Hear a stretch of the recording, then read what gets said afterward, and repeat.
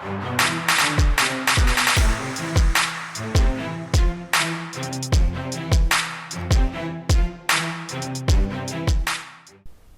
up guys, thanks for joining. I'm the Software Alpha and today we'll be going over modifiers, variables, operators, and some decision making within Java. Be sure to like this video and also subscribe to the channel so you guys can stay up to date with all the content. We're going to try and post videos daily. Okay, let's go ahead and open up IntelliJ or your favorite IDE.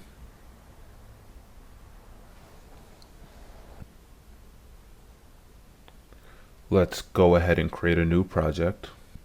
We have Java already selected, awesome. Click next. Click next again.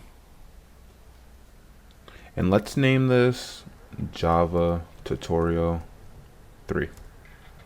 And click finish when you're done.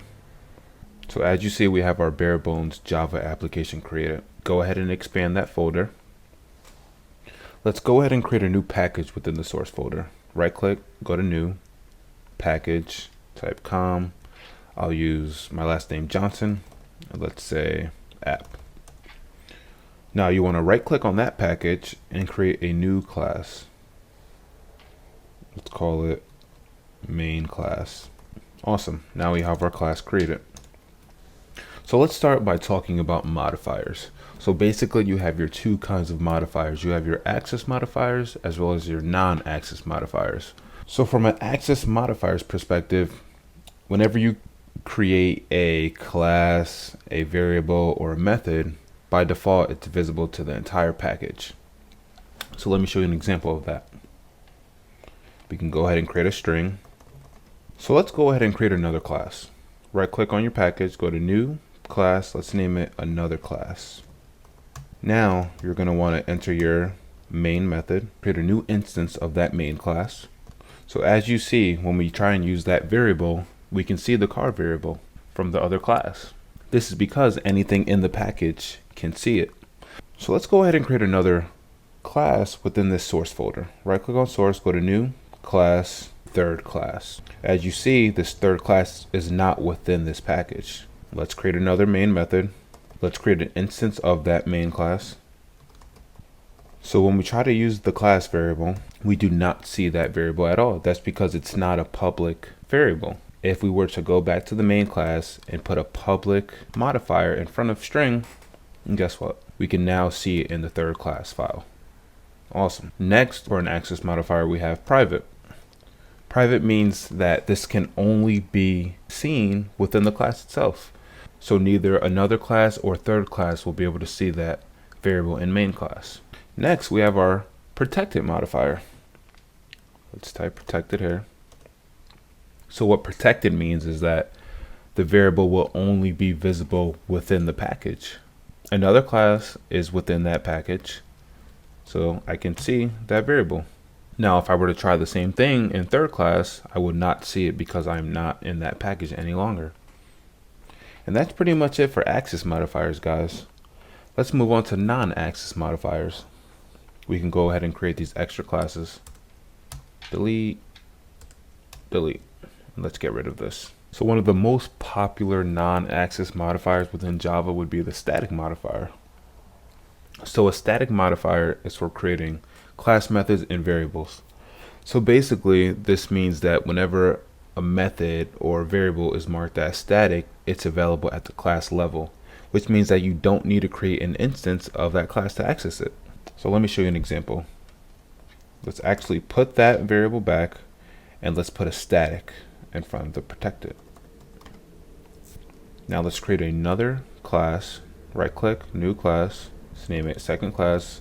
I know these are bad names for a class, guys, but it's just for example purposes, so don't worry about it.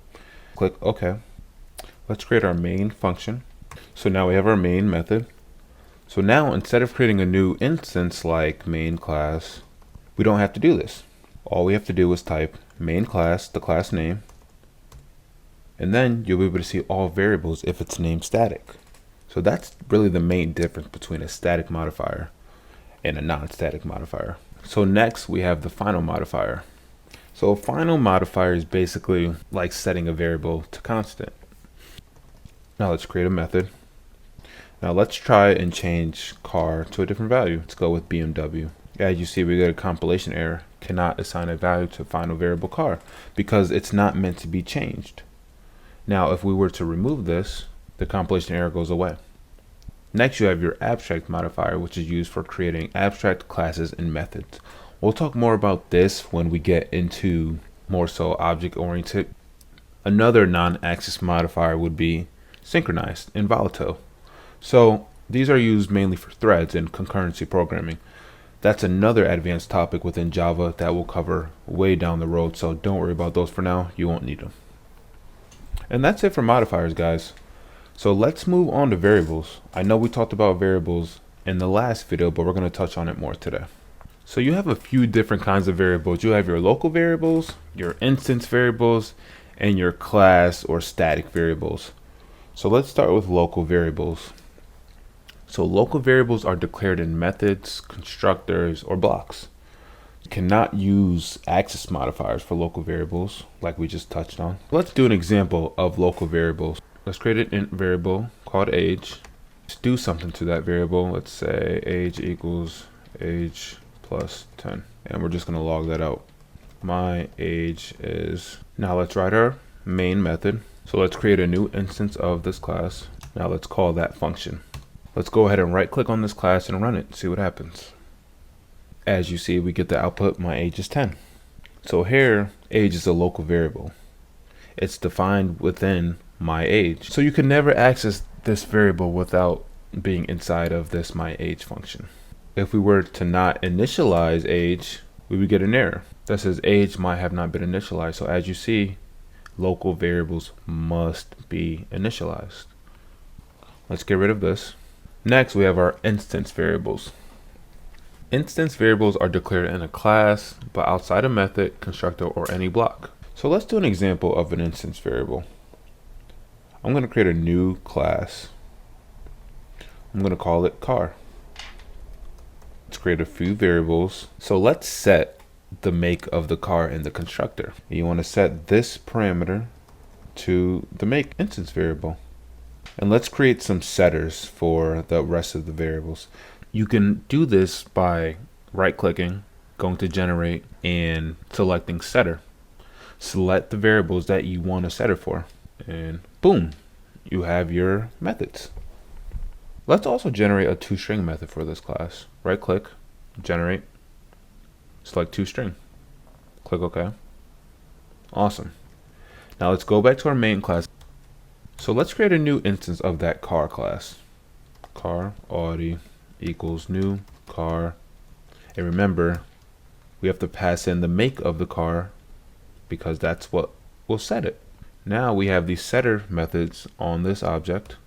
Now let's log that to the console. Since we added this toString method, we'll get a nice clean output of our object. If we did not have this toString method, we would get the location in memory and not the actual values of the object. So let's go ahead and run this. Awesome. We get our car object, and you see make is Audi, the model's R8, the year is 2020, and we have 600 horsepower. Now let's move on to operators. So to start, you have your arithmetic operators we briefly touched on last video. Let's create an int A, let's set it to 10. Let's create another int B, set that to 10 as well. Now let's print the result using all of the different arithmetic operators. So for a plus b, we get 20, exactly what we were expecting. A minus b, 10 minus 10, 0. Next we have 10 times 10, 100, correct. 10 divided by 10 is 1, that's correct as well. And now for 10 mod 10, we get 0. So in case you guys don't know, mod or modulus is kind of like the remainder when dividing. So 10 goes into 10 one time. There's no remainder, so that's why the answer would be 0. Say we were doing something like 12 mod 10, the remainder would be 2. Because 10 goes into 12 one time, and the remainder of that is 2. We're incrementing A, we get 11, because incrementing, you go up 1. And then the opposite for decrement, it goes down by 1, 9. So these are pretty straightforward, guys. Let me know if you have any questions. You also have your logical operators. Let's get rid of all of this. Let's set two booleans. So let's output a few of these just to give you guys an idea on what's going on. So for logical operators, there are three. You have your double and, your double pipes, which is logical or, and then your exclamation point, which just means not. So for example, we can do first bool equals true and second bool equals true. If we were to run this, as you see in the output, this is false. That's because we're saying first bool has to be true and second bool has to be true. But that is not true because second bool is false. So in order for this statement to be true, both conditions need to be met. We can actually get rid of these other print lines. Now, if I were to switch this logical and to a logical or, we get true. Because for logical or, only one of the conditions has to be true. So since first bool is true, the whole thing is true. Second bool doesn't have to be true at all. Lastly, we have our logical not. So if I were to just run this and output first bool, it's true. I can add an exclamation point in beginning, and this negates that. As you see in the output, it is now false. So moving on to some assignment operators, you have your equal sign, which assigns a value to something. You have your plus equals, which adds the value you're adding, and that'll set it to the value. And same for minus and multiplication. For example, let's create an integer a and set that to 15. Let's do a plus equals 1. Now let's just output a. As you see in the console, a is now 16. Anything we add here would get added to a. So as you see, this is literally the same exact thing as incrementing. A plus plus, literally the same exact thing as a plus equals 1. So keep that in mind, guys. There's always multiple ways to do one thing in programming. So moving on, I can do a times equals 2. Let's output that. So a is now 30 because we're pretty much multiplying by 2 and then assigning it to the variable. So let's move on to relational operators. These are crucial when making decisions within Java. And this should return true because a does indeed equal b. Now let's copy and paste these for the rest. There's 6 of them. The second one would be not equal to. Let's do one for greater. Let's do another for less than. Let's do greater than or equal to. And then less than or equal to. I want you guys to guess what each of these will output before running. Now let's go ahead and run this. As you see, the first one is true because 10 does indeed equal 10. Next, we're getting false because we're saying a does not equal b, but it does equal b. So that's why it's false. Next, we get another false for a is greater than b because a is not greater than b. They are both the same value, and so on for less than. They're the same value. b is not less than a. Moving right along, we have 2 trues, greater than or equal to b, and less than or equal to b. This is true because a is greater than or equal to b. It's not greater than b, but it's equal to b. So this will pass even if a was 11, 12, 13, so on. As long as it's equal to or greater, that condition will pass, and so on for the opposite. So now that we have our relational operators down packed, we can move right along to decision making within Java. So let's go ahead and write our first if statement. You want to type if space. Let's do a equals 10. If a equals 10, we want to do something. So if a equals 10, let's just output in the if statement. As you see in the console, we get in the if statement because we made it in the if statement because a is indeed 10. Now let's change a to 11. The statement will never get touched because a is 11 now. So this whole statement never gets ran because once we check this condition and see it's not true, we don't even bother by going in here. So similar to an if statement, you have an if else statement. So basically it's the same exact thing except you add an else clause at the end. We can say if a equals 10, do something else, do something else. If it's not 10, let's just output in the else statement. Let's go ahead and run this. Now in the console we see in the else statement because we never hit that if statement because a is not 10. So we're going directly to else. Now let's set a back to 10 and see what happens. Let's go ahead and run it in the if statement. The else never gets ran because we hit directly in here. If this condition is not met, that's the only time the else will get hit. We can even have a nested if statement, which is just an if inside of an if. So we can do something in here that says if b equals 10, let's output in the nested if. So when we run this, we get in the output in the nested if because a is 10. So now that a is 10, we're in here. So now b is 10. So that's why this gets called. So say a was 11. This statement will never get output in the console, even if b is 10. So b is 10, we're checking that, that's correct. Why isn't that getting output in the console? Well, that's because a is 10. A is the mother if statement here. So this whole statement will never get ran, although the nested if statement is true. So similar to if statements, you have your switch statement. So we can do a switch on a, if I can type, open bracket and close bracket. So we can have different cases within a switch. So let's say case 11. Within that, we can have our statements. Let's say a is 11. And then if that's true, we want to break out of this case. Let's add another case. So let's go ahead and run this and see what happens. We get a is 11 because a is indeed 11.